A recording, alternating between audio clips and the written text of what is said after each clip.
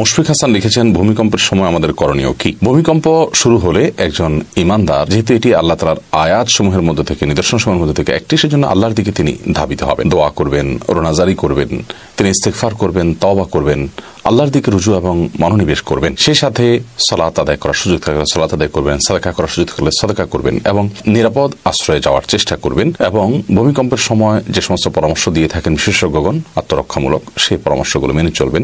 কোনো শক্ত টেবিল বা খাট ইত্যাদি নিচে থাকা, বিমের পাশাপাশি অবস্থান করা, যদি বের হওয়া সম্ভব না হয় তাহলে সেক্ষেত্রে এই পদ্ধতিগুলো অবলম্বন করবেন।